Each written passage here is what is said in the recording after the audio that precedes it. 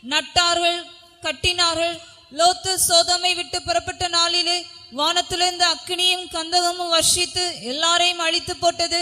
மனுஷகுமாரன் வெளிப்படும் நாளிலும் அப்படியே நடக்கும். மனுஷகுமாரன் வெளிப்படும் காலத்திலும் அப்படியே நடக்கும். So shall it be in the days of the Son of Man when he is revealed. இப்போது நாம் லோத்து காலத்துக்கு திரும்புவோம். Now we will turn to the days of Lot. ஆதியாகமம் 19ஆம் அதிகாரத்துக்கு வரும் பொழுது, When we come to Genesis chapter 19, Lot சோதோமிலே குடியிருந்தார். Lot dwelt in Sodom. சோதோமுடைய ஜனங்களுடைய அக்கிரமம் மிக பயங்கரமாக இருந்தது. அது வானத்தை எட்டிக் கொண்டிருந்தது. The iniquity of the people of Sodom was very terrible. It ascended to heaven. அந்த லோத்து காலத்தில் மிக குறிப்பிட்ட ஒரு பெரிய குற்றம் பாவம் என்னவென்றால், அன்றைக்கு ஆண்கள் ஆண்களை விவாகம் பண்ணுகிறதான ஒரு பாவம். One notable sin in the days of Lot was that the sin of sodomy, male marrying male, was prevalent. ஓரினை சேர்க்கை என்று சொல்லப்படுகிறது. It is called the same sex marriage. அதைத்தான் லோத்து காலத்தில் நாம் முக்கியமாக அந்த லோத்தின் காலத்தில் நடந்த சம்பவங்களில் இதை காண முடிகிறது. When we study the incidents that took place in the days of Lot, we can find this as something notable. Sodom கொமோராவுக்கு வரப்போகிற அழிவை எச்சரித்து சொல்லி அங்க இருந்த நீதிமானாகிய லோத்தை பாதுகாக்கும்படி 2 தூதர்கள் அனுப்பப்பட்டார்கள். 2 angels were sent to Sodom to warn of the impending judgment and to rescue Lot, who was a righteous man living among them. அந்த தூதர்கள் லோத்துடைய வீட்டை நோக்கி போகும்போது, When the angels were headed towards the house of Lot, லோத்து ஓடி வந்து அவர்களோடு இப்படி சொல்லுகிறார். Lot came running to them and said, ஆண்டவன்மாரே, நீங்கள் இந்த ராவிலே தெருவில் தங்க வேண்டாம், என்னுடைய வீட்டுக்கு வாருங்கள் என்று அழைக்கிறார். Lot said, you need not stay in the street tonight, come into my house. இல்லை, நாங்கள் தெருவிலே ராத்தங்குவோம் என்று சொல்லுகிறார். And they refused and said, no, we will stay in the street all night.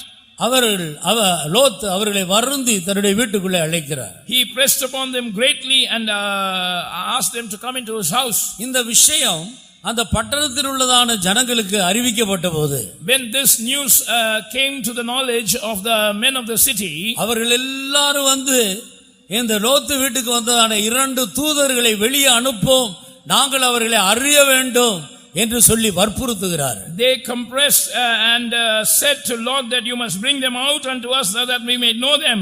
Sodom கொமோராவின் அக்கிரமங்களில் சீர்கேடுகளில் உயர்ந்து நின்றது இந்த ஓரினை சேர்க்கை பாவம். This same sex marriage was something that stood out as the peak of the sins of Sodom and Gomorrah. மனுஷகுமாரன் வரும் காலத்திலும் அப்படியே நடக்கும் என்று கர்த்தராகிய இயேசு எச்சரித்து சொன்னார். The Lord Jesus warned and said, so shall it be in the days when the Son of Man shall be revealed. இன்றைக்கு இது சாதாரணமாக பெரிய பெரிய அரசியல் தலைவர்கள், மத தலைவர்களும் ஒத்துக்கொள்ளக்கூடிய விதத்தில் இது இன்றைக்கு உலகத்தில் காணப்படுகிறது என்பது உங்களில் பலருக்கும் தெரியும். You all know that this is very common in this world today, something which world leaders, even religious leaders, have consented to. இந்த விஷயத்தில் திருமணம் செய்து வைக்காத சபையில் உள்ள கிறிஸ்தவ போதகர்களையும் கூட அவர்கள் சிறைச்சாலையில் அடைத்துக் கொண்டு வருகிறார்கள். There are incidents when the church leaders who refuse to conduct same church marriages have been arrested and put in prison. இப்படிப்பட்ட இந்த சீர்கேடான இந்த திருமணம் இன்றைக்கு முழு உலகத்திலேயும் பெரிய பெரிய ஆட்களால் கௌரவமான ஒன்றாக கருதப்படுகிற காலம். This corrupt way of marriage is considered something good and royal by chief and eminent men of this world. மனுஷகுமாரன் வரும் காலத்தில் அப்படியே நடக்கிறது. Jesus said, so shall it be in the days when the Son of Man is revealed. இதை வைத்து இது மனுஷகுமாரன் வரும் காலம் என்பதை நாம் தெளிவாக உறுதிப்படுத்தப்படுகிறது. We are able to clearly substantiate that these are indeed the days when the Son of Man shall come. இது எல்லாரும் அறிந்த ஒன்று. Everyone knows it. இந்த பாவம் இன்றைக்கு சாதாரணமாக மனிதர்கள் மத்தியில் வளர்ந்து வருகிறது. This sin is growing very ordinarily amongst human beings these days. உங்களுடைய சிந்தனைக்காக ஒரு காரியத்தை உங்களுக்கு முன் வைக்கிறேன். I am just putting a thought for your mind. மனிதனை தவிர ஆகாயத்து பறவைகளோ ஊரும் பிராணிகளோ காட்டு மிருகங்களோ இப்படிப்பட்ட பாவத்துக்கு உட்படுமா என்று சிந்தித்து பாரு. Just imagine whether creeping things or the beasts of the field or the birds of the air would engage in same-sex marriage like human beings. ஒரு மிருகமோ ஒரு ஊரு பிராணியோ ஒரு பறவையோ அப்படிப்பட்ட விவாகம் பண்ணி கொள்வதில்லை. No animal, no bird, no creeping things engage in such marriage. இன்றைக்கு மனிதர்கள் ஞானிகள் என்று சொல்லியும் பைத்தியக்காரராக இப்படிப்பட்ட காரியங்களை செய்து கொண்டு வருகிற காலம். Professing themselves to be wise men have become fools and they are engaging in such things. மிருகத்தை விட மோசமான ஒரு ஆவி மனிதனை பற்றி கொண்டிருக்கிறது. A spirit more wicked than the spirit that is of animals has taken hold of mankind. ஆனபடியால் இது மனுஷகுமாரன் வரும் காலம் என்பதை தேவனுடைய பிள்ளைகள் மிக உறுதிப்படுத்திக் கொண்டு ஜீவிக்க வேண்டும். So children of God must make very sure that this is indeed the days of the Son of Man's appearing and you must live a careful life. இப்படிப்பட்ட அக்கிரமங்களுக்கெல்லாம் நாமும் நம்முடைய பிள்ளைகளும் விலகி தங்களை காத்துக்கொள்ள வேண்டியது அவசியம். We ourselves and our children must separate and preserve ourselves from such iniquities. ஆனபடியால் அருமையான தேவனுடைய ஜனமே, Therefore beloved people of God, இந்த பொல்லாத ஆவி சபையை விட்டு ஜனத்தை விட்டு அகற்றப்பட வேண்டும். This evil spirit must be removed from the people, from the church of God. இதற்காக எல்லா தேவனுடைய பிள்ளைகளும் ஜெபிக்க வேண்டும். And all children of God must pray for this. இல்லாவிட்டால் அசதியா இருக்கிற தேவ ஜனத்தையும் கூட இந்த ஆவி பற்றி கொள்ளும். Or else the spirit will take hold of the people of God also who are slack. ஒருமனப்படுவோமா? Let's all be united. கைகளை உயர்த்தி உறுதியாக நிச்சயத்தோடு முழு பலத்தோடு கர்த்தரை ஸ்தோத்திரித்து இந்த ஆவி சபையை விட்டு ஜனத்தை விட்டு நீங்கும்படி கர்த்தரை துதிப்போமா? Let's lift up our hands in unison with a steadfast mind, with an assurance, so that the spirit might be departed from the church of God, from the people of God. Shall we praise God? கொஞ்ச நேரம் ஒருமனப்பட்டு ஸ்தோத்திரிப்போம். With oneness of mind shall we praise God. ஸ்தோத்திரம் ஸ்தோத்திரம் ஸ்தோத்திரம் ஸ்தோத்திரம் ஸ்தோத்திரம் ஸ்தோத்திரம் ஸ்தோத்திரம் ஸ்தோத்திரம் ஸ்தோத்திரம் ஸ்தோத்திரம் ஸ்தோத்திரம் ஸ்தோத்திரம் ஸ்தோத்திரம் ஸ்தோத்திரம் ஸ்தோத்திரம் ஷபா பா பா பா பா பா பா லா ரா கிரா பா லா ரா பா சராரியா பா ஷபா லா ரா பா கரஸ். நாம் ஸ்தோத்திரம் பண்ணி கொண்டு இருக்கும் பொழுது கர்த்தருடைய ஆவியானவர் ஒரு தேவனுடைய வார்த்தை எனக்கு நினைப்பூட்டினார். When we were praising God, the Spirit of God reminded me of a verse. சத்துரு வெள்ளம் போல் வரும்போது, when the enemy shall come in as a flood, ஆவியானவர் கொடியேற்றுகிறவராக இருக்கிறார். the Spirit of God will raise up a standard against him. நமக்குள்ளே தேவ ஆவியானவர் வாசமா இருக்கிறார். The Spirit of God dwells in us. நாம் எல்லாரும் அன்பின் குமாரனுடைய ராஜ்யத்தின் அங்கத்தினராக இருக்கிறோம். We are all members of the kingdom of his dear son. சபைக்கு விரோதமாய், against the church, தேவ ஜனத்துக்கு விரோதமாய், against the people of God, சத்துரு இப்படிப்பட்ட பாவங்களை கொண்டு வெள்ளம் போல் வரும்போது, bearing these sins, when the enemy comes against the flood, ஆவியானவர் அவருடைய ஜனத்தை குறித்து கவலை இல்லாமல் இருக்கிறார் என்று யோசிக்கிறீர்களா? Do you think that the Spirit of the Lord is careless of all his own people? அவர் அமைதியா இருக்கிறார் என்று யோசிக்கிறீர்களா? Do you think that he is silent? தன்னுடைய சொந்த இரத்தத்தால் சம்பாதித்த சபையை குறித்து அவர் எப்படி அமைதியா இருக்க முடியும்? How can he remain silent concerning his church purchased of his own blood? ஒருமனப்படுவா.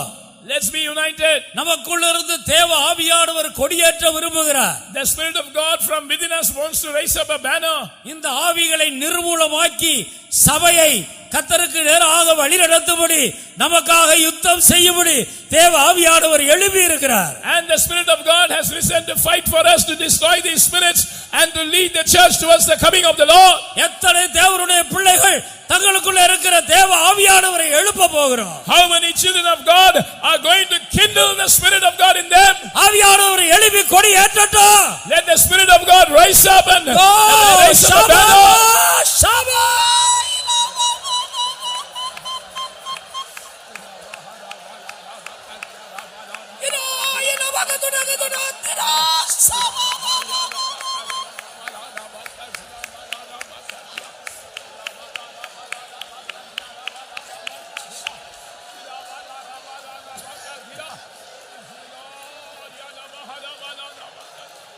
பாளையத்தில் பின்தங்கினவர்களை அமலேக்கியர் அழித்து போட்டது போல இந்த விஷயத்தில் அசதியாயிருக்கிற தேவனுடைய பிள்ளைகளை இந்த பொல்லாத ஆவி அழிக்கும்படி காத்து கொண்டிருக்கிறது. This evil spirit is waiting to destroy people who are slack in this matter, just like the Amalekites slew the people of God who were at the rear end of the camp. ஊழியர்கள் விசுவாசிகள் அனைவரும் ஒருமனப்படுவார்கள். All servants of God and believers shall be united. ஒன்று கூட தேவ ஆவியானவருக்கு நம்மை ஒப்புக்கொடுப்போம். Once again shall we yield ourselves to the Spirit of God. கர்த்தர் எழுப்பி இந்த ஆவிகளை நிர்மூலமாக்கட்டும். Let the Lord rise up and destroy these spirits. Oh, Shabbat, Shabbat, Shabbat, Shabbat.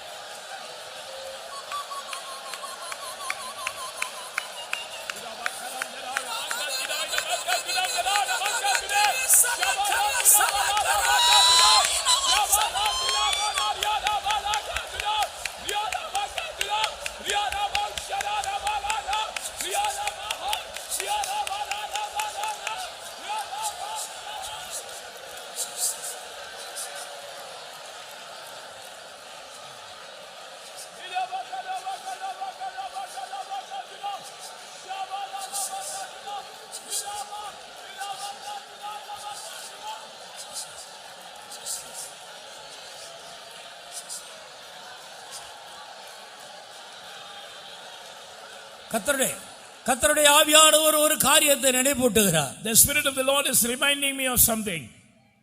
இப்படிப்பட்ட ஆவிகளை இந்த கடைசி நாட்களில் தைரியமாய் எதிர்த்து நிற்கக்கூடிய ஒரு அபிஷேகத்தை கர்த்தர் நமக்கு தர விரும்புகிறார். The Lord wants to give us an anointing so that we can boldly resist such spirits in these last days. சும்மா எதிர்த்தால் போதாது. It's not enough if we fight them ordinarily. இந்த ஆவிகளின் மேல் நியாய தீர்ப்பை செலுத்த வேண்டும். We must execute judgment upon these spirits. அதிகாரத்தோடு வல்லமையோடு இந்த ஆவிகளை வெறுக்க வேண்டும். We must hate and abhor these spirits with power and authority. எத்தனை பேர் அப்படிப்பட்ட ஒரு அபிஷேகத்தை விரும்புகிறோம்? How many of us desire such an anointing? கர்த்தரை உயர்த்தி துதியுங்கள். Oh, exalt the Lord and praise Him. Shana, Shana,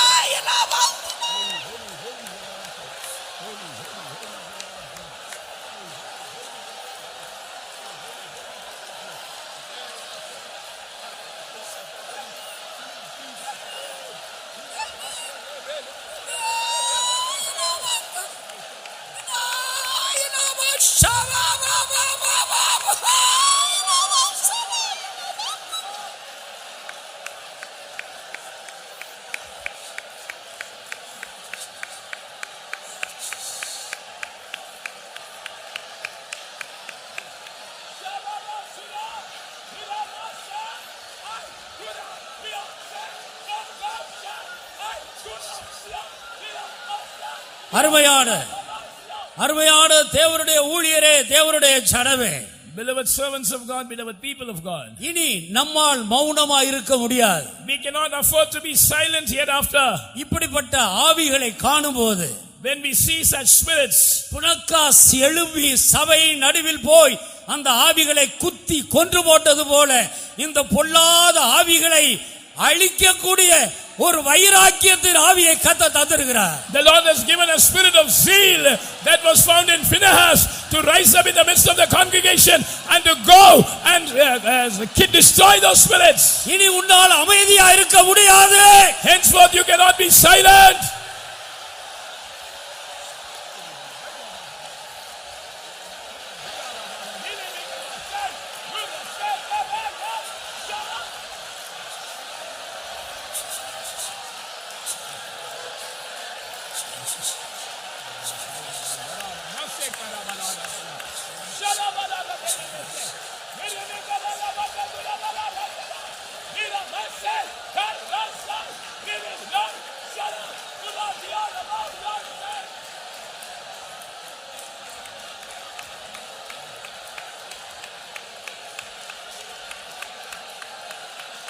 ஹல்லேலூயா. அடுத்தது இரண்டாவதாக இது கடைசி காலம் என்பதை நாம் விளங்கிக் கொள்ளும்படி கர்த்தர் நமக்கு முன்பாக கொண்டு வருகிற இன்னொரு சம்பவம் உண்டு. One more incident to confirm that these are the last days that the Lord is bringing before us. மத்தேயு எழுதின சுவிசேஷம் 24ஆம் அதிகாரம் 32வது வசனத்துக்கு நம்முடைய கவனத்தை திருப்புவோம். Let us turn our attention to the Gospel according to St. Matthew chapter 24 and verse 32. அத்தி மரத்தினால் ஒரு உவமையை ஆண்டவர் சொல்லி அதன் ஊடாக ஒரு சத்தியத்தை வெளிப்படுத்துகிறார். The Lord spoke a parable concerning the fig tree and reveals a truth out of it. அத்திமரத்தினால் ஒரு உவமையை கற்றுக்கொள்ளுங்கள். அதிலே இளங்கிளை தோன்றி துளிர் விடும்போது வசந்த காலம் சமீபமாயிற்று என்று அறிவீர்கள். அப்படியே இவைகளையெல்லாம் நீங்கள் காணும்போது அவர் சமீபமாய் வாசல் அருகே வந்திருக்கிறார் என்று அறியுங்கள். இவைகளையெல்லாம் நீங்கள் காணும்போது அவர் சமீபமாய் வாசல் அருகே வந்திருக்கிறார் என்பதை அறியுங்கள். So likewise when ye shall see all these things, know that he is near, even at the doors. அத்திமரத்தினால் ஒரு உவமையை கற்றுக்கொள்ளுங்கள்.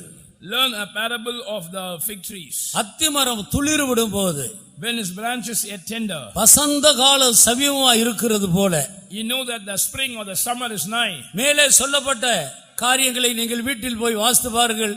அவைகளெல்லாம் சம்பவிக்கிறதை நீங்கள் காணும்போது, when you see the incidents that are mentioned in the verses above that இதோ happening in the last days, இதோ மனுஷகுமாரன் வாசல் அருகே வந்து விட்டார் என்பதை அறிந்து கொள்ளுங்கள். likewise know that the Son of Man has come even at the doors. இந்த உவமை யாரை குறித்து சொல்லப்பட்டது? About whom is this parable spoken of? இஸ்ரவேல் யூத ஜனங்களை குறித்து சொல்லப்பட்டது. It is spoken about the Israelites or the Jews. யூதர்கள் சிதறடிக்கப்பட்டு சொந்த நாட்டை இழந்து முழு உலகத்துக்கும் பரவி போனதை நாம் அறிந்திருக்கிறோம். We know that the Jews were scattered, they lost their homeland and were scattered to all the ends of the earth. மனுஷகுமாரன் வரும்போது, when the Son of Man shall come, அவருடைய வருகையின் காலத்தை நாம் நினைவு கூறும்படியாக, in order to be reminded of the days of his coming, அத்திமரம் துளிர் விடுகிறது போல இந்த யூதர்கள் எங்கெல்லாம் சிதறப்பட்டு உதிர்ந்து போனார்களோ அந்த இடங்களில் இருந்தெல்லாம் அவர்கள் முழு உலகத்திலிருந்து புறப்பட்டு தங்களுடைய சொந்த தேசத்தில் வந்து குடியேறுவார்கள். when the branches are tender and putteth forth leaves, the Jews who were scattered to different places across the earth will come back to their homeland. அது அவர்கள் சிதறப்பட்டதும் உண்மை. It is true that they were scattered. இப்போது முழு உலகத்திலிருந்து அவர்கள் திரும்பி தங்களுடைய சொந்த தேசத்துக்கு வந்து அவர்கள் குடியேறி இருக்கிறதும் உண்மை. It is also true that they have been gathered together to their homeland and they are starting to inhabit it from different places of the globe. இதெல்லாம் படித்தவர்கள், வேதத்தை நன்றாக வாசித்தவர்களுக்கு நன்றாக தெரியும். Those who have read the Bible well and those who are educated about the things of the world know this. அத்திமரம் துளிர் விட்டு விட்டது. Now the fig tree has blossomed. யூதர்கள் தங்களுடைய சொந்த தேசத்துக்கு திரும்பி விட்டார்கள். The Jews have returned to their homeland. இன்றைக்கு அவர்கள் எல்லாரும் ஒன்றாய் சேர்ந்து முழு உலகத்தை எதிர்க்கக்கூடிய பலமுள்ளவர்களாக தங்களை பலப்படுத்திக் கொண்டே இருக்கிறார்கள். Today they have been united and they are strengthening themselves to come to a position to confront the whole world. இதை நீங்கள் காணும்போது, when you see this, இந்த இஸ்ரவேல் ஜனங்கள் ஒரு சிறு கூட்டமா இருந்தாலும் பெரிய பெரிய நாடுகளும் அவர்களை கண்டு பயப்படுகிறார்கள். though Israel is a small population, big world nations are afraid of Israel. அவர்கள் மேல் கை வைக்க பயப்படுகிறார்கள். They are afraid to lay hands on Israel. கர்த்தருக்கு ஸ்தோத்திரம். Praise be to God. இப்படிப்பட்ட நாட்களை நீங்கள் காணும்போது, when you see such days, இதுதான் மனுஷகுமாரன் வாசல் அருகே வந்து நிற்கிற காலம் என்பதை நீங்கள் அறிந்து கொள்ளுங்கள் என்று ஆண்டவர் சொன்னார். know that these are the days when the Son of Man is come and standing at the door. ஆனபடியால் இதற்கு பின்பும் இது கடைசி காலம்தானா, மனுஷகுமாரன் வருகிற வேலையா இது என்று சொல்லி நாம் சந்தேகப்படுகிறோமா? And after hearing all this, are we still doubting that whether it is the last days, whether it is the days of the appearing of the Son of Man? இல்லாவிட்டால் இதுதான் கடைசி காலம் என்பதை உறுதிப்படுத்திக் கொண்டு இந்த காலத்தில் நாம் எப்படி இருக்க வேண்டும் என்பதை அறிந்து அப்படி ஜீவிக்க நம்மை ஒப்பு கொடுக்கிறோமா? Or have we assured that these are the last days and have we submitted ourselves to know how to live in these last days and have surrendered ourselves? அருமையானவர்களே, இது கடைசி காலம் என்பதில் எந்த சந்தேகமும் இல்லை. Beloved ones, there is no doubt whatsoever that these are the last days. இது மனுஷகுமாரன் வரும் காலம் தான் என்பதில் நமக்கு எந்த சந்தேகமும் இருக்க வேண்டிய அவசியமும் இல்லை. We need not have any doubt that these are indeed the days of the appearing of the Son of Man.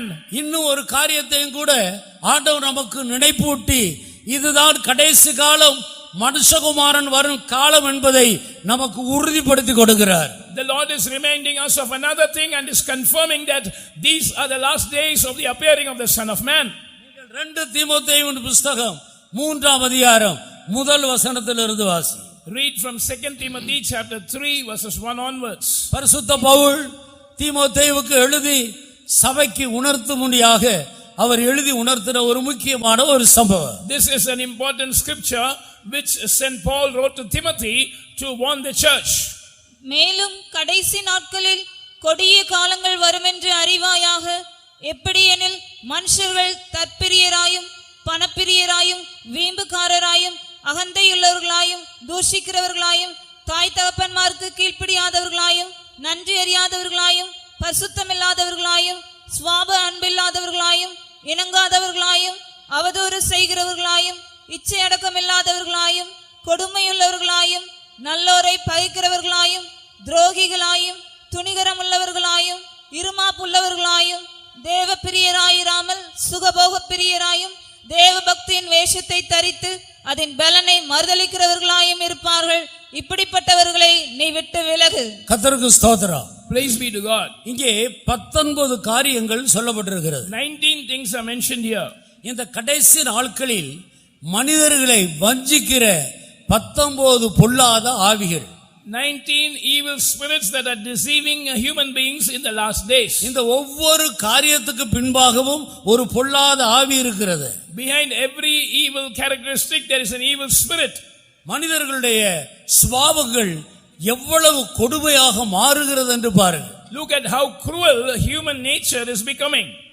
அவர்கள் தற்பிரியராய் தன்னை பிரியப்படுத்தும்படி முதலாவது முக்கியத்துவம் கொடுக்கிறார்கள். First of all, they prioritize pleasing themselves, or they are lovers of their own selves. கிறிஸ்தவம் போதிக்கிற ராஜரீக பிரமாணம் என்ன?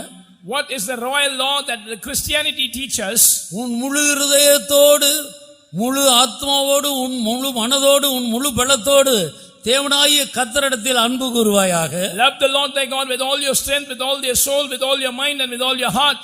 ஒவ்வொரு மனிதரும் தங்களுடைய முழு பலத்தோடு ஆண்டவரை தங்களுக்கு முன்பாக வைத்து அவரை நேசிக்க வேண்டும். இது முதலாம் பிரதான கற்பனை. The first and greatest commandment is that the Lord must be kept in the forefront of their life, and they must love the Lord their God, Lord their God with all their mind, with all their heart, with all their strength and soul. உன்னிடத்தில் அன்பு கூறுகிறது போல உன் பிறனிடத்திலேயும் அன்பு கூறுவாயாக என்கிற வேத வாக்கியம் போதிக்கிற ராஜரீக பிரமாணம் என்று ஒரு பிரமாணத்தை யாக்கோபு தெளிவாக எடுத்து சொல்லுகிறார். James the apostle explains about a royal law that the word of God teaches, saying that you shall love thy neighbor as thyself. ஆனபடியால் ஆண்டவருடைய பிரமாணம் நம்மில் நாம் அன்பு கூறுகிறது போல மற்றவர்களிடத்திலே பிறரிடத்திலே அன்பு கூற வேண்டும். So the commandment of the Lord is that we must love our neighbors as ourselves. இந்த பிரமாணத்துக்கு விரோதமாக சாத்தான் கொண்டு வருகிற காரியங்களை பாருங்கள். So look at what Satan brings against this royal law. மனிதர்களை தற்பிரியமுள்ளவர்களாக மாற்றுகிறார். He makes men to love their own selves. ஒரு புருஷன் அவருடைய சொந்த சரீரம் தான் மனைவி என்று வேதம் சொல்லுகிறது. About a man, the word of God says that the wife is his own body. தன் சொந்த சரீரத்தை பகைத்தவன் ஒருவனும் இல்லையே. There is none that hates his own body. ஆனால் இன்றைக்கு சொந்த மனைவிக்கு தெரியாமல் துரோகம் பண்ணுகிறவர்கள், சொந்த கணவனுக்கு தெரியாமல் துரோகம் பண்ணுகிறது சாதாரண காரியமாகிவிட்டது. But it is a very common thing that without the knowledge of the wife, the husband is treacherously dealing with her, and without the knowledge of the husband, the wife is treacherously dealing with him. தங்களுடைய சொந்த விருப்பத்தை நிறைவேற்றுவதற்கு மனைவியை கொலை செய்கிறார்கள், புருஷனை கொலை செய்கிறார்கள், பிள்ளைகளையும் கொலை செய்கிறார்கள், பிள்ளைகள் பெற்றோர்களை கொலை செய்து விடுகிறார்கள். They dare to kill their husbands and wives and even their children, and sometimes children venture to kill their parents in order to fulfill their own desire. பணத்துக்காக பணப்பிரியராய் காணப்படும்படியாக இன்றைக்கு மனிதர்களை பிசாசு வஞ்சித்து முன்பின் அறிமுகம் இல்லாத எந்த விதத்திலேயும் தங்களுக்கு தெரியாத நபர்களை கொலை செய்யும்படி நிறைய பணத்தை வாங்கி கொண்டு பண ஆசையில் மனிதர்களை கொலை செய்கிற கும்பல் சாதாரணமாக பெருகிவிட்டது.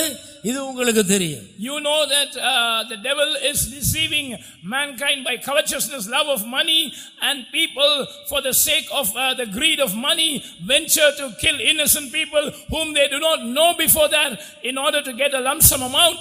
இன்றைக்கு எத்தனையோ பெற்றோர்கள் தங்களுடைய பிள்ளைகளை அடக்க முடியாமல் பிள்ளைகள் கீழ்ப்படுகிறதில்லை என்று சொல்லி கண்ணீர் விட்டு கொண்டிருக்கிறதும் சத்தியம் என்பதை நீங்கள் அறிவீர்கள். And you know that many children are disobedient to their parents and the parents are not able to control them and they are shedding tears that they are beyond control.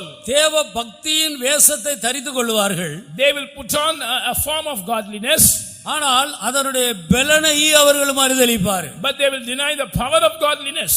பார்க்கும்போது உண்மையான கிறிஸ்தவர்களைப் போல வெளி தோற்றத்தில் எல்லா பக்தியையும் வெளிப்படுத்திக் கொண்டு இருப்பார்கள். At the outset they will reveal themselves as true devout Christians. தீர்க்கதரிசனம் சொல்வார்.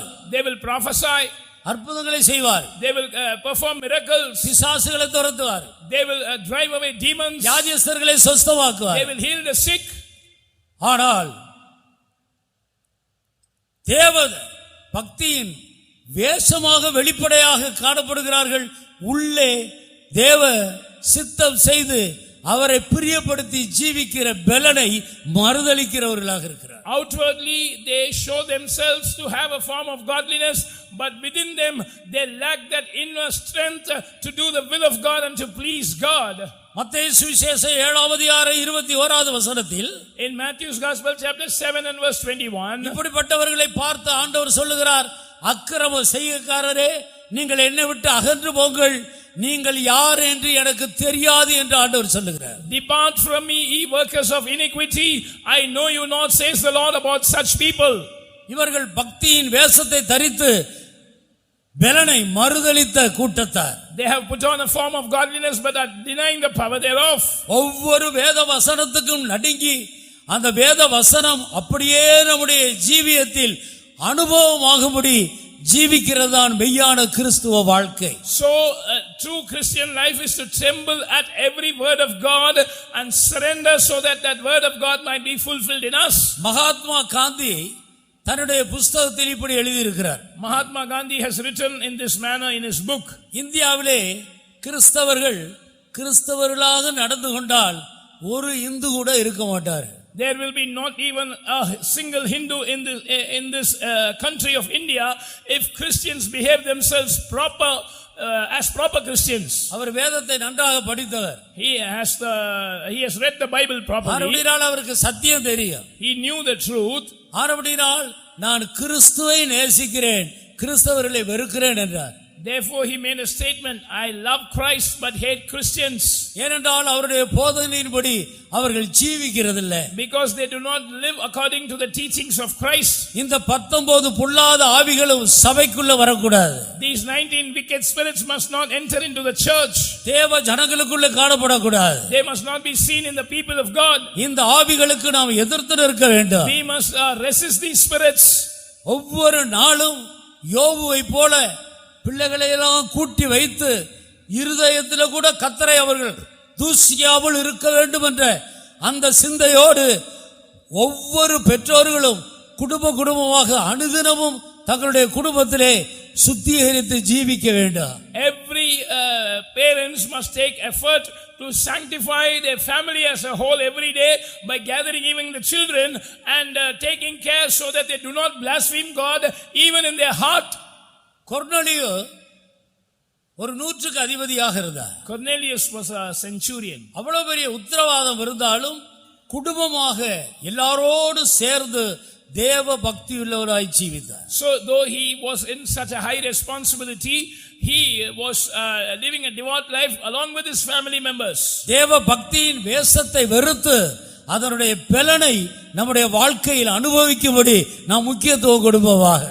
And let us hate the form of godliness and let us prioritize a life wherein we put on the power of godliness. ஏறக்குறைய 2000 வருடங்களுக்கு முன்பாக அப்போஸ்தலனாகிய பவுல் இந்த கடைசி காலத்தை குறித்த ஒரு தீர்க்க தரிசனம் போல இந்த வசனத்தை எழுதி இருக்கிறார். Saint Paul has written the scripture 2000 years ago as a prophecy concerning the last days. கடைசி காலத்தில் கொடிய காலங்கள் வரும் என்று அறிவீர்களாக. Know that in the last days perilous times shall come.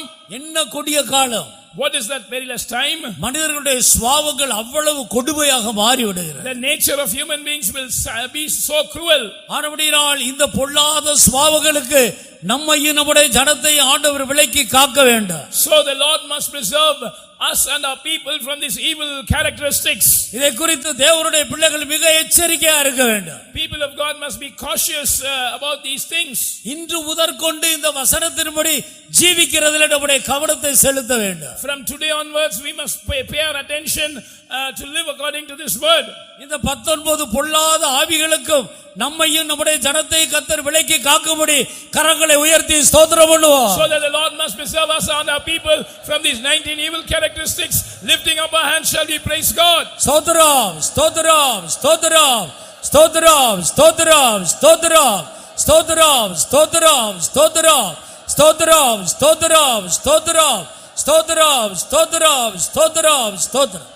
கர்த்தருடைய நாமத்துக்கு மகிமை உண்டாவதாக. Glory be to the name of the Lord. இந்த வேத வசனங்களை கொண்டு இதுதான் கடைசி காலம் என்பதை நாம் உறுதிப்படுத்திக் கொள்ளுகிறோம். Through these words that were shared, we can be assured that these are the last days. இந்த வசனங்களை கேட்கிற ஒவ்வொரு தேவனுடைய பிள்ளைகளும் இது கடைசி காலம் என்பதில் முழு நிச்சயம் உள்ளவர்களாய் காணப்படுவோம். Every child of God listening to these words, let us be fully assured that these are indeed the last days. இந்த காலத்தில் வெளிப்பட ஆயத்தமாக்கப்பட்டிருக்கிற இரட்சிப்பு என்று ஒரு இரட்சிப்பை குறித்து பரிசுத்த பவுல் தெளிவாக சபைக்கு எடுத்து எழுதுகிறார். Saint Peter writes to the church clearly about a salvation that is ready to be revealed in this last time. இது கடைசி காலத்தில் வெளிப்பட போகிற இரட்சிப்பு. This is the salvation which is ready to be revealed in the last time. இது வெளிப்பட்ட இரட்சிப்பு அல்ல. This is not a salvation that was revealed. வெளிப்பட போகிறது. It is going to be revealed. அப்படியானால் இது என்ன இரட்சிப்பு? If that be so, what is this salvation? இது பாவ மன்னிப்பாகிய ஆத்தும இரட்சிப்பு அல்ல. This is not the salvation of our soul, which is the forgiveness of sins. 2000 வருடங்களுக்கு முன்பாக நம்முடைய அருமை இயேசு மாம்ச சரீரத்தில் வெளிப்பட்டு பாவிகளை இரட்சிக்கும்படி அவர் இந்த பூமிக்கு வந்தார். 2000 years ago, Jesus was revealed in the body of flesh and he came into this earth in order to save sinners. மனிதர்களுடைய பாவங்களை சுமந்தார்.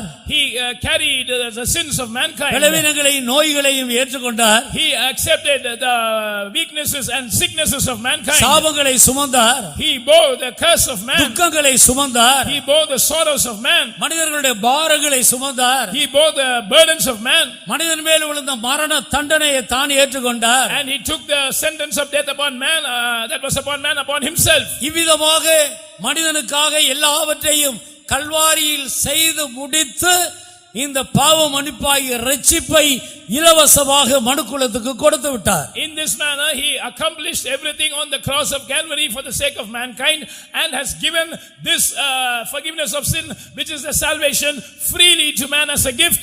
இது 2000 வருடங்களுக்கு முன்பு வெளிப்பட்ட இரட்சிப்பு. This is the salvation that was revealed 2000 years ago. ஆனால் இங்கே சொல்லப்பட்டிருக்கிற இந்த இரட்சிப்பு இந்த கடைசி காலத்தில் வெளிப்படுவதற்காக ஆயத்தமாக்கப்பட்டிருக்கிறது. But the salvation that is mentioned here is a salvation that is ready to be revealed in the last time. அது இந்த காலத்தில் வெளிப்பட போகிறது. That is going to be revealed in these days. ஆனபடியால் இது கடைசி காலம் என்பதை உறுதிப்படுத்திக் கொண்ட தேவனுடைய பிள்ளைகள் அந்த இரட்சிப்பை பெற்றுக்கொள்ளும்படி நம்முடைய கவனத்தை அதற்கு நேராக திருப்ப வேண்டும். So the people of God who have been assured that these are the last days must turn our attention towards that final salvation which is ready to be revealed in the last time. இதுதான் ஆத்தும இது சரீர மீட்பாகிய சரீரத்துக்கென்று கர்த்தர் வைத்திருக்கிறதான அந்த மறுரூபம். This is the redemption of the body or the transformation that the Lord has reserved for the body. கிறிஸ்துவுக்குள் மரித்தவர்கள் முதலாவது உயிர்த்தெழுவார்கள். உயிரோடு ஜீவிக்கிற பரிசுத்தவான்கள் மறுரூபமாகி அவரை சந்திப்பார்கள். இந்த மாமிசமும் இரத்தமும் நம்மை விட்டு ஒழிந்து போகும். This flesh and blood shall be removed from us. The dead in Christ shall rise up first, and then we who are alive and remain in Christ will be caught up together in the heavens and be transformed and meet him. 1 கொரிந்தியர் 15ஆம் அதிகாரத்தை நான் வாசிக்கும் பொழுது, When we read 1 Corinthians chapter 15, அந்த அதிகாரம் முழுவதும் உயிர்த்தெழுதலை பற்றி தெளிவாக விவரிக்கக்கூடிய ஒரு அதிகாரம். that chapter gives a vivid description about resurrection. அதிலே மிக தெளிவாக படிக்கிறோம், மாமிசமும் இரத்தமும் தேவனுடைய ராஜ்யத்தை சுதந்தரிக்க மாட்டாது. There we read crystal clearly, flesh and blood shall not inherit the kingdom of God. இப்போது நமக்கு இருக்கிற இந்த மாமிச சரீரம், இரத்தம் உள்ள இந்த சரீரம் தேவனுடைய ராஜ்யத்துக்குள்ள பிரவேசிக்காது, அதை சுதந்தரிக்கவும் மாட்டாது. This body of flesh and blood that we have now will not enter into the kingdom of God, neither will it inherit the kingdom of God.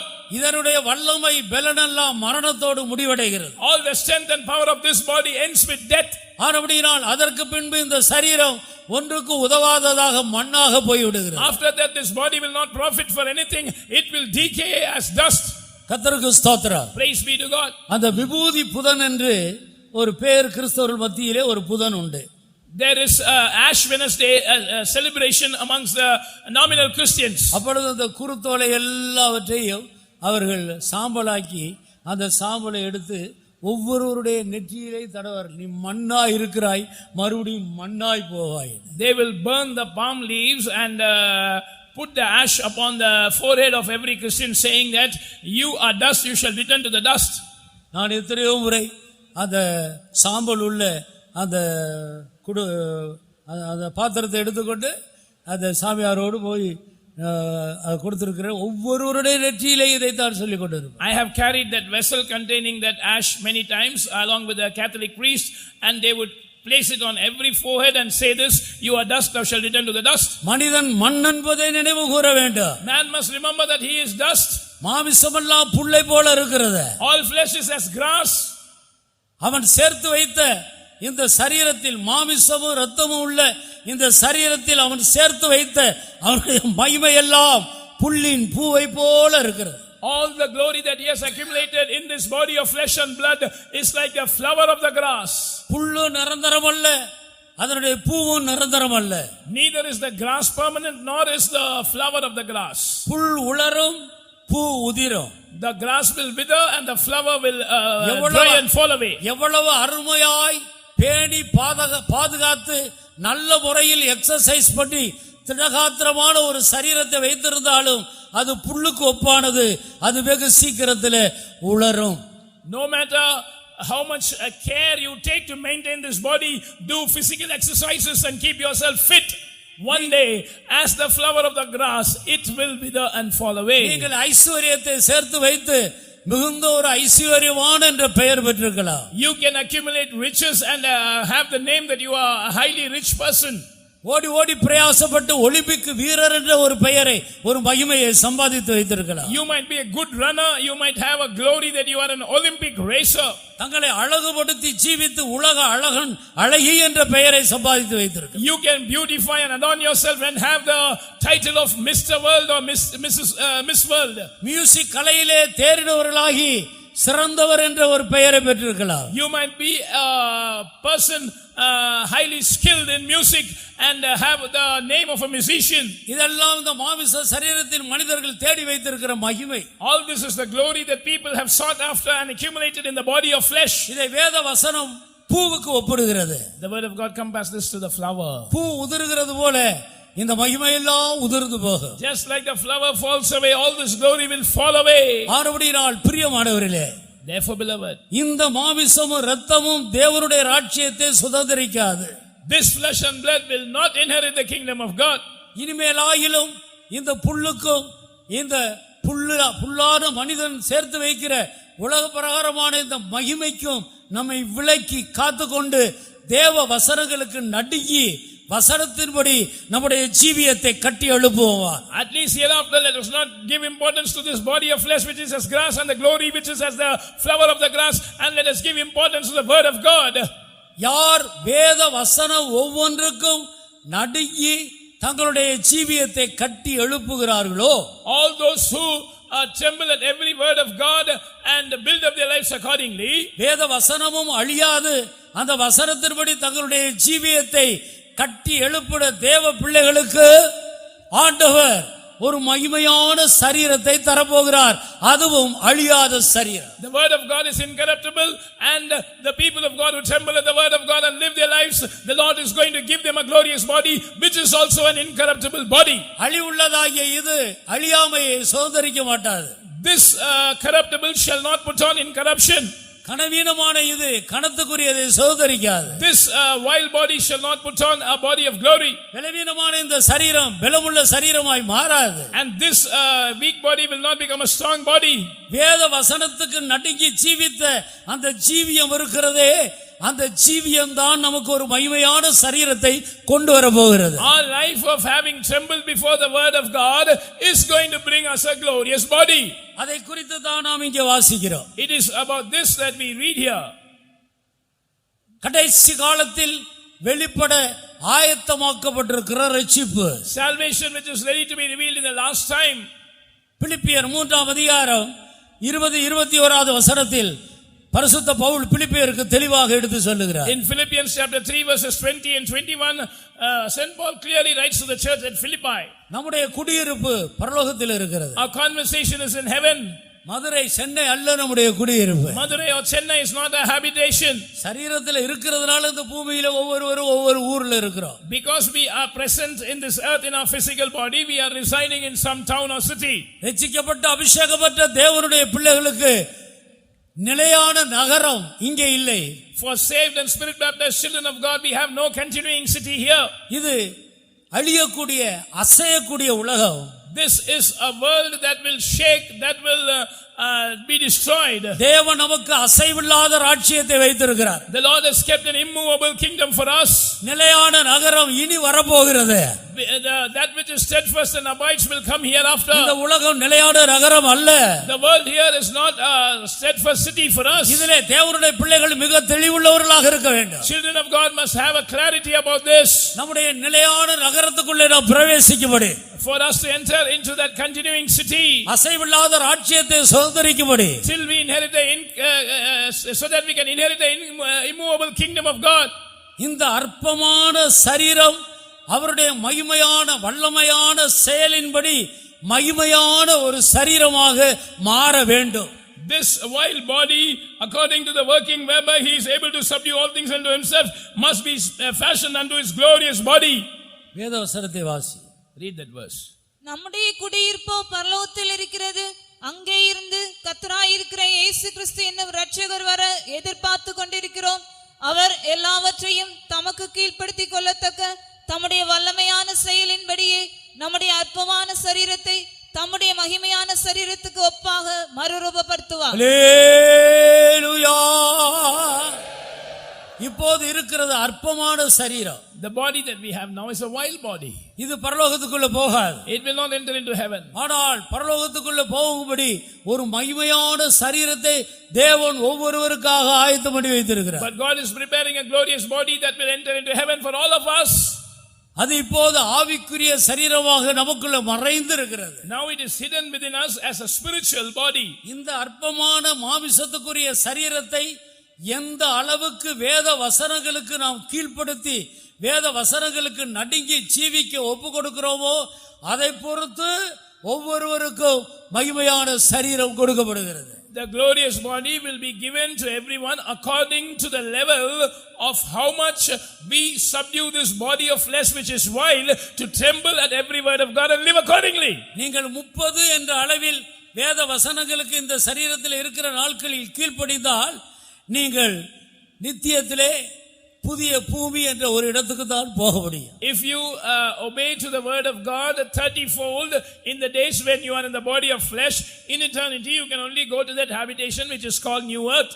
60 என்ற அளவுக்கு கீழ்ப்படிந்தால் புதிய வானத்துக்குள்ள போகலாம். If you obey 60-fold you can enter into new heaven. 100 கீழ்ப்படிந்து ஜீவித்தால் புதிய எருசலேம் சீயோனுக்குள்ள போகலாம். If you obey 100% you can enter into Zion and New Jerusalem.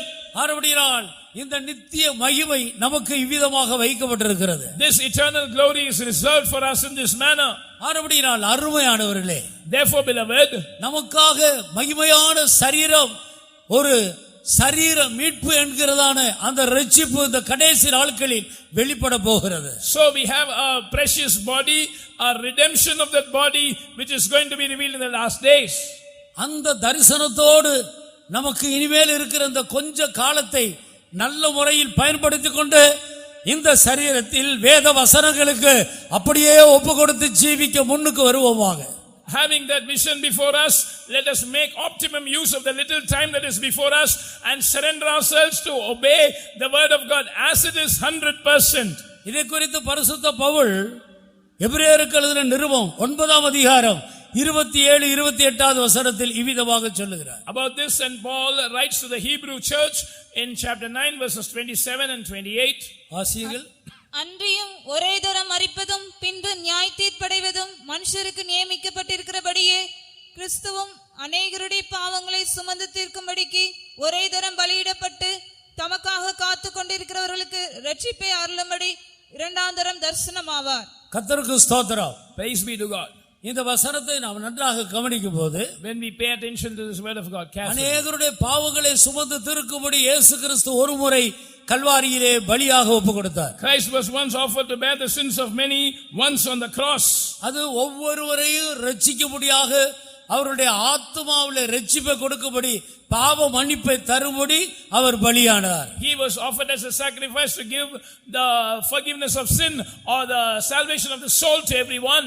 பிள்ளைகளாகிய மனிதர்கள் மாமிச சரீரத்தில், மாமிசமும் இரத்தமும் உள்ள சரீரத்தில் இருக்கிறபடியினால் அவர்களை ரட்சிக்கும்படி, அவருடைய ஆத்துமாவை மீட்கும்படி அவரும் கூட மாமிச சரீர உள்ள இரத்தத்திலே வெளிப்பட்டார். For as much then as the children are partakers of flesh and blood, he also himself likewise took part of the same, that is in the body of the flesh, in order to give them the salvation of soul. அந்த ஆத்தும ரட்சிப்பு என்கிற முதல் வேலை கல்வாரியில் முடிவடைந்தது. That first step of the salvation of soul was fulfilled on the cross. ஆனால் இப்பொழுது இரண்டாம் முறை அவர் வெளிப்பட போகிறார். Now he is going to appear the second time.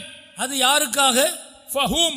பாவம் இல்லாமல் ஆவலோடு காத்து கொண்டிருக்கிற பரிசுத்தவான்களுக்கு சரீர மீட்பை கொடுக்கும்படி அவர் இரண்டாம் முறை தரிசனமாவார். He will appear for the second time without sin unto salvation, to grant the redemption of the body to the saints who are waiting without sin. இதுதான் கடைசி காலத்தில் வெளிப்பட ஆயத்தமாக்கப்பட்டிருக்கிற ரட்சிப்பு. This is the salvation ready to be revealed in the last time. நம்முடைய சரீர மீட்பை நாம் பெற்றுக்கொள்ள வேண்டும். We must receive the redemption of our body. இதை பெற்றுக்கொள்ளும்படியாக நாம் எப்படி ஜீவிக்க வேண்டும்? In order to receive this, how must we live? விசுவாசத்தை கொண்டு தேவ பலத்தால் இந்த மாமிச சரீரத்தில் இருக்கிற காலமெல்லாம் தங்களை காத்து கொள்ள வேண்டும். We must keep ourselves or maintain ourselves by faith through the power of God as long as we live in the body of flesh. வேற எந்த விதத்திலேயும் காத்து கொண்டால் இந்த சரீரம் மகிமையான சரீரமாக மறுரூபம் அடையாது. If it is maintained in some other way, this vile body will not be transformed into a glorious body. விசுவாசத்தை கொண்டு தேவனுடைய பலத்தால் நம்மை காத்துக்கொள்ள வேண்டும். We must keep ourselves by faith through the power of God. என்ன விசுவாசம்? What is that faith? இயேசு என் பாவங்களை சுமந்தார். Jesus carried my sins. நான் பாவங்களுக்கு செத்தவனாய் இருக்கும்படி என் பாவங்களை அவர் சுமந்தார். So that I might be dead to sins, he carried my sins. பாவங்களுக்கு செத்து போன ஒரு வாழ்க்கையை கர்த்தராகிய இயேசு கல்வாரியில் நமக்காக கட்டளையிட்டிருக்கிறார். The Lord has commanded a life that is dead to sins for us on the cross. பலவீனங்களை ஏற்றுக்கொண்டு நோய்களை சிலுவையின் மேல் சுமந்து விட்டார். அவருடைய தழும்புகளால் நாம் குணமாக்கப்பட்டிருக்கிறோம். He has taken our infirmities and carried our sicknesses upon his body on the cross. By his stripes we are healed. இது இரண்டாவது விசுவாசம். This is the second faith. ஆனபடியால் நாம் பலவீனப்படும் போது, வியாதிப்படும் போது வேற எந்த விதத்திலேயும் நம்மை காத்துக்கொள்ள பிரயாசப்படக்கூடாது. So when we fall ill or when we are weak, we must not endeavor to keep ourselves in any other way. உன் தேவனாகிய கர்த்தருடைய சத்தத்தை நீ கவனமாய் கேட்டு, If you will hearken diligently to the voice of the Lord thy God, அவர் பார்வைக்கு செம்மையானவைகளை செய்து, if you will do that which is right in his sight, அவருடைய கட்டளைகளுக்கு செவி கொடுத்து, if you hearken to his commandments, அவருடைய நியமங்கள் யாவையும் கைக்கொண்டால், and observe all his statutes, எகிப்தியருக்கு வரப்பண்ணின வியாதிகளில் ஒன்றையும் நான் உனக்கு வரப்பண்ணுவதில்லை என்று ஆண்டவர் வாக்கு பண்ணி இருக்கிறார். The Lord has promised, saying, I will put none of these diseases upon thee which I have brought upon the Egyptians. தேவனுடைய பிள்ளைகள் வியாதிப்படும் போது, பலவீனப்படும் போது, Children of God, when you fall sick or when you are becoming weak, இந்த நான்கு காரியங்களை நிதானிக்க வேண்டும். you must discern these four things. நம்மை நாம் நிதானித்து அறிந்தால் நாம் நியாயம் தீர்க்கப்படும். If we judge ourselves, if we discern ourselves, we shall not be judged. அவருடைய சத்தத்தை கவனமாய் கேட்டிருக்கிறோமா? Have we hearkened diligently to the voice of the Lord our God? Saul ஆண்டவருடைய சத்தத்தை கவனமாய் கேட்காமல் போனதினாலே சவுலுடைய ராஜ்யபாரம் கிழிக்கப்பட்டது. And Saul's kingdom was rent because he did not hearken diligently to the voice of the Lord his God. நீ இரக்கம் காட்டாமல் அமலேக்கியரை அழித்து போடு. You must not show mercy upon the Amalekites, but must destroy them. மனிதர்களையும் மிருகங்களையும் ஒன்றையும் நீ மீதி வைக்காதே. You must not spare any human being or cattle. அந்த சத்தத்துக்கு கவனமாய் செவி கொடுக்காமல், not hearkening diligently to that voice. முதல் தரமானவைகளை இரண்டாவது தரம் உள்ளவைகளையும் அவன் வைத்துவிட்டு மற்றவைகளை ஒழித்தார். And he spared that which was of the first quality and the second quality, and he destroyed the others. அது அவனுக்கு ஒரு பெரிய நியாய தீர்ப்பாய் மாறிற்று. That became a great judgment for him. ஆனபடியினால் அருமையானவர்களே, Therefore, beloved, கர்த்தருடைய சத்தத்தை நாம் கவனமாய் கேட்கிறோமா என்று நிதானிக்க வேண்டும். so we must examine ourselves if we hearken diligently to the voice of the Lord. நம்முடைய பார்வைக்கு செம்மையாய் தோன்றுகிறது அல்ல, கர்த்தருடைய பார்வைக்கு செம்மையானவைகளை செய்கிறோமா என்பதை கவனிக்க வேண்டும். We must observe and see whether we do that which is right in the Lord's sight and not in our own. உன்னுடைய திருமணம் ஆண்டவருடைய பார்வையில் செம்மையாய் நடந்ததா என்று நிதானித்து பார். You must examine whether your marriage took place as something right in the presence of God. நீங்கள் திருமணம் பண்ண போகிறவர்களும் இது ஆண்டவருடைய பார்வைக்கு செம்மையாய் வசனத்தின்படி இருக்கிறதா என்பதை நிதானித்துக்கொள். And when you are going to get married also, you must examine whether it is right in the sight of God. அவருடைய பார்வைக்கு செம்மையானவைகளை செய்து, do that which is right in his sight. அவருடைய கட்டளைகள் எல்லாவற்றுக்கும் செவி கொடுத்து, and hearken, give ear to his commandments. அவருடைய நியமங்களை கைக்கொண்டால், and observe all his statutes, ஒரு வியாதியும் வராது. no sickness will come. அப்படி வந்தாலும், even if it comes, நீ உன்னை நிதானித்து அறிந்தால் நானே உனக்கு பரிகாரியாயிருப்பேன். if you examine yourself, I am the Lord that healeth thee. ஆண்டவருடைய அருமையும் மேன்மையான வாக்குத்தத்தங்களை பாருங்கள். Look at the exceeding great and precious promises of God. ஆனபடியினால் பிரியமானவர்களே, therefore dearly beloved, அந்த மகிமையான சரீர மீட்பை பெற்றுக்கொள்ளும்படி நாம் இவ்விதமாய் ஜீவிக்க வேண்டும். so we must live in this manner to receive that precious redemption of the body. வேத வசனத்தின்படி நம்முடைய ஜீவியத்தை கட்டி எழுப்பி விசுவாசத்தை கொண்டு தேவ பலத்தால் நம்மை காத்துக்கொள்ள வேண்டும். so we must build our lives according to the word of God and must be kept by the power of God through faith. 2 பேதுருவின் புத்தகத்திலே நாம் படிக்கிறோம், ஜீவனுக்கும் தேவ பக்திக்கும் தேவையான எல்லாவற்றையும் ஆண்டவர் அவருடைய திவ்ய வல்லமையிலே வைத்திருக்கிறார். We read in 2 Peter that God has kept everything needed for life and godliness in his divine power. நாம் உயிரோடு இருக்கிற காலமெல்லாம் நமக்கு தேவையான எல்லாம் பரிசுத்த ஆவியினுடைய வல்லமைக்குள்ளே இருக்கிறது. and all that we need for our life and godliness as long as we are alive is contained in the power of the Holy Spirit. பக்தியாய் பரிசுத்தமாய் ஜீவிப்பதற்கு தேவையான எல்லா கிருபையும் பரிசுத்த ஆவியினுடைய வல்லமைக்குள்ளே இருக்கிறது. all the grace needed to live a devout, godly and holy life is contained in the power of the Holy Spirit. ஒரு கிறிஸ்தவன் இந்த வல்லமையினாலே தன்னை காத்துக்கொண்டு ஜீவிக்க வேண்டும். a Christian must preserve himself by this power and live. அப்படிப்பட்டவர்கள் மட்டும்தான் சரீர மீட்பை பெற முடியும். such ones alone can receive the redemption of the body. மறுரூபத்தை பெற்றுக்கொள்ள முடியும். they can receive a transformation. ஆனபடியால் தான் இந்த பூமியிலே அதற்காக கர்த்தர் நம்மை வேறு பிரித்திருக்கிறார். that is why the Lord has separated us for this cause upon the earth. நாம் இந்த நாட்களிலே எப்படி ஜீவிக்கிறோம்? how do we live in these days? எரேமியா தன்னுடைய புலம்பலின் புத்தகத்திலே ஜனத்தினுடைய நிலவரங்களை கண்டு இப்படி புலம்புகிறார். Jeremiah, seeing the state of the people of his days, is lamenting in the book of Lamentations. ஐயோ, பரிசுத்த ஸ்தலத்தில் காணப்பட்ட விலையேறப்பட்ட கற்கள் இன்றைக்கு தெருக்களின் மூலையிலே கொட்டப்பட்டு கிடக்கிறது. and he laments saying that the stones of the sanctuary are poured out on the top of every street.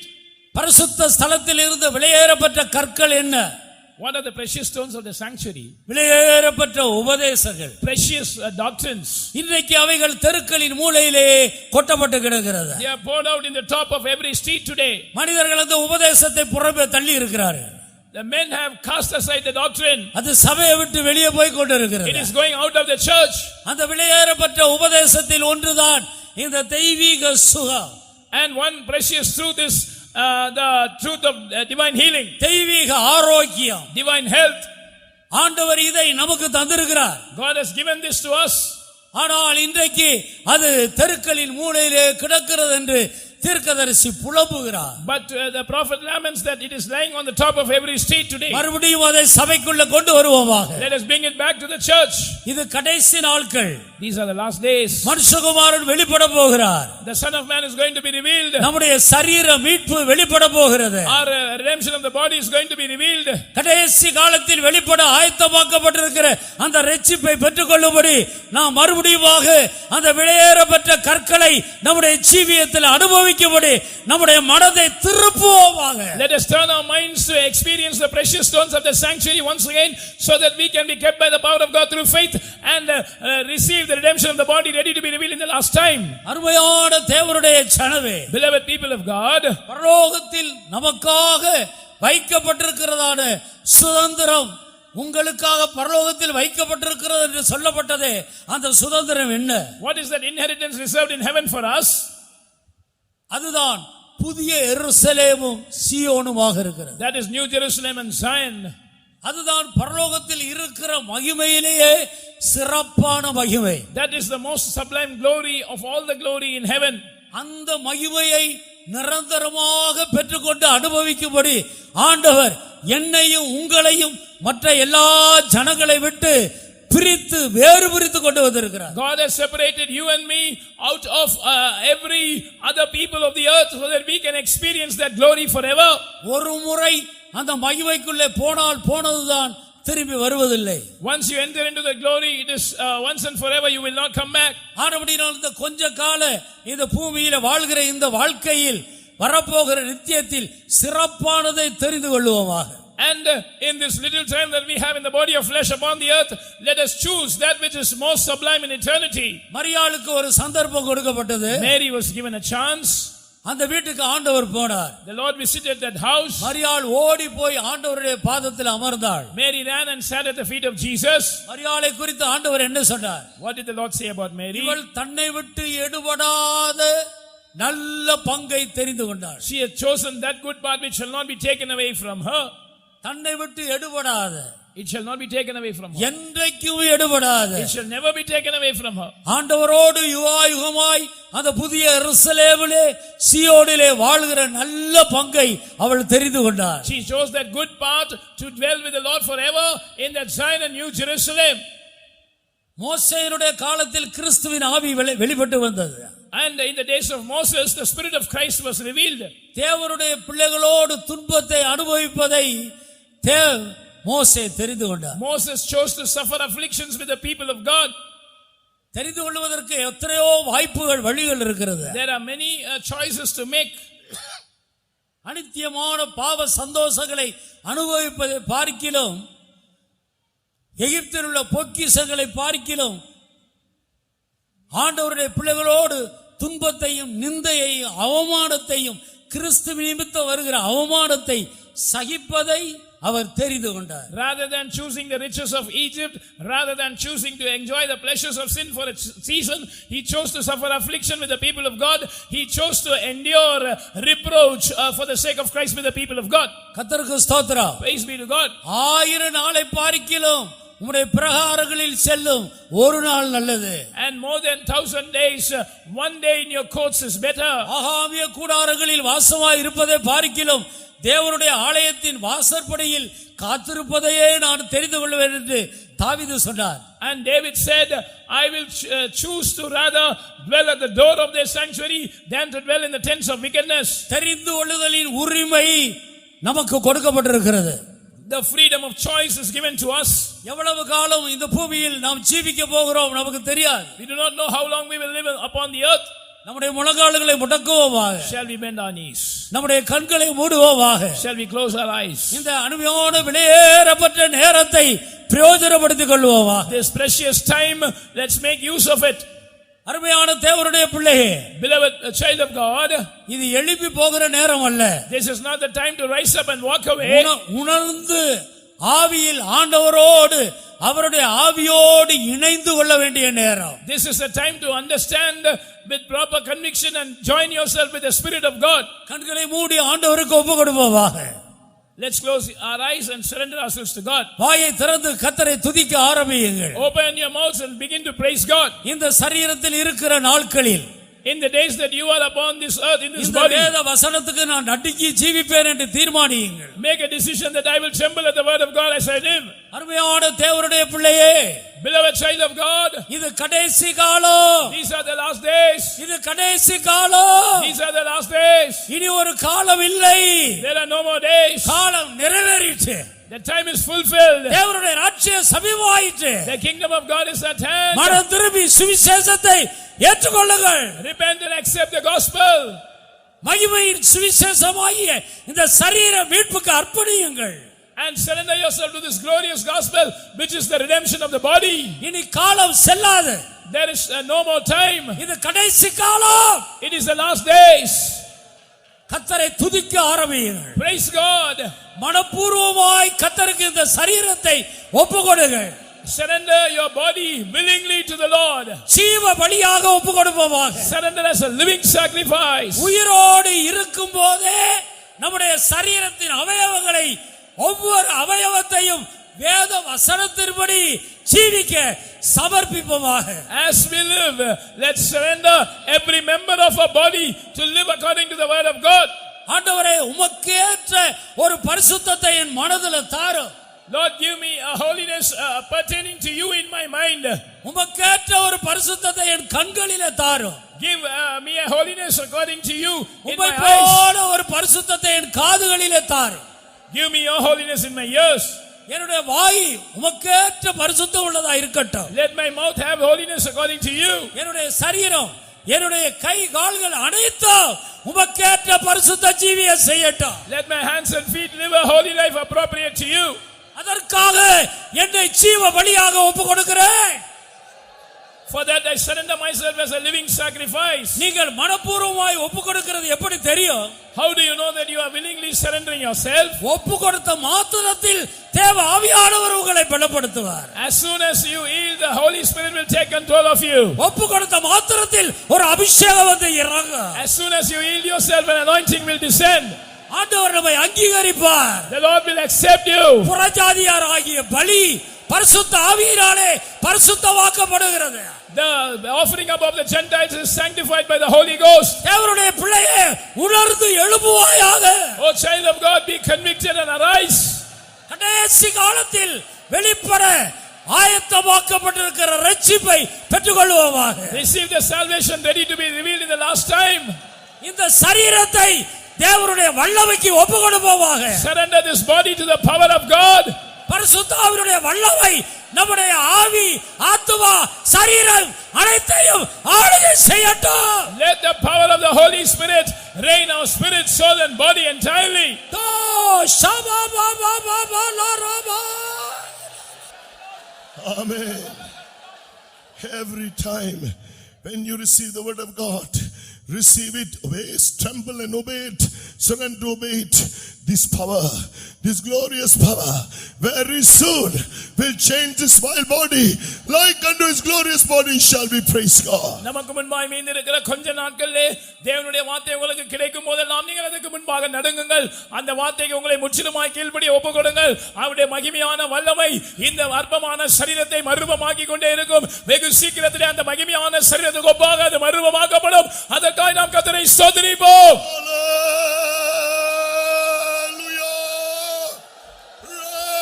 Raise you, raise you, raise the Lord, raise the Lord, raise the oh God. Yes, sufferings will be there in this body, in this soul, in this spirit. இந்த சரீரத்திலும் ஆவி ஆத்துமாவிலும் பாடுகள் உண்டு. But by the anointing, spirit of glory, spirit of grace, ஆனால் அபிஷேகத்தின் மூலமாக மகிமையின் ஆவியானவர், கிருபையின் ஆவியானவரின் மூலமாக we will be strengthened to endure it all. நாம் அதையெல்லாம் சகிக்கும்படியாக பலப்படுத்தப்படுவோம். Our sufferings will become glory. நம்முடைய பாடுகள் மகிமையாய் மாறும். When we are caught up, we will fly away when Jesus comes, when we are found perfect in him without sin. நாம் அவருக்குள் பூர்ணமாக்கப்பட்டவர்களாக பாவம் இல்லாமல் காணப்படுகிற அந்த நேரத்திலே நாம் எடுத்துக்கொள்ளப்படும் போது, இயேசு வரும்போது நாம் பறந்து போகும்போது, Oh, and we are going to receive an eternal glory in New Jerusalem and Zion shall we, praise God. நாம் சீயோனிலும் புதிய எருசலேமிலும் நித்திய மகிமையை பெற்றுக்கொள்ள போகிறோம். அதற்காக நாம் கர்த்தரை ஸ்தோத்திரிப்போம்.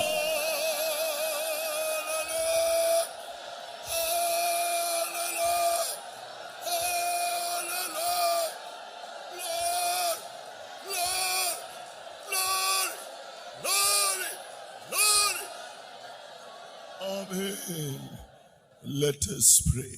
ஜெபிப்போம். மேன் பிதாவை நல்லவளை காம நன்றியோடு சிந்திக்கிறோம். கிருபையாக கத்தாவி இந்த கன்வென்ஷன் எங்களுக்கு ஆயத்தப்படுத்த தெய்வீக ஸ்தோத்திரம். தொடர்ந்து நடந்ததான கத்தாவி 2 நாள் கூட்டத்தை மகிமையாய் சுலபமாய் மாற்றி தந்தீர் சுவாமி. இந்த கத்தாவி இந்த 3வது நாளிலும் ஆண்டவரே தேவ கத்தாவி சர்வலும் உள்ள மகிமையுள்ள தேவனாய் மத்தியில் வந்தபடி 4 ஸ்தோத்திரம். கத்தாவி இந்த வசனத்தின் மூலமாக கத்தாவி கடைசி நாட்கள் என்று கத்தாவி முடியாத இந்த சத்தியத்தை எங்களுக்கு வெளிப்படுத்த வந்தபடி 4 ஸ்தோத்திரம்.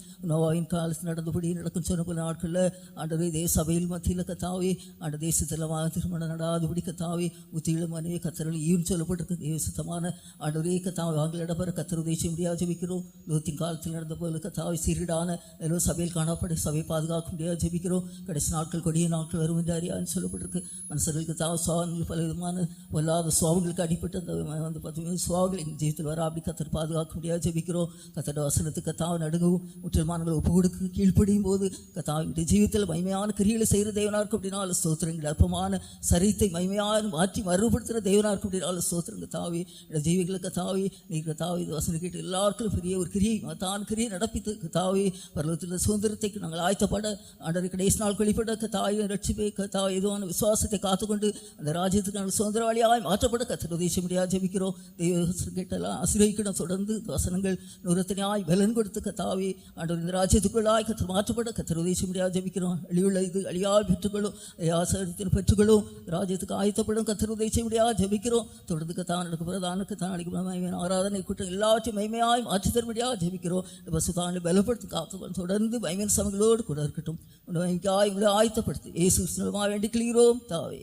Amen.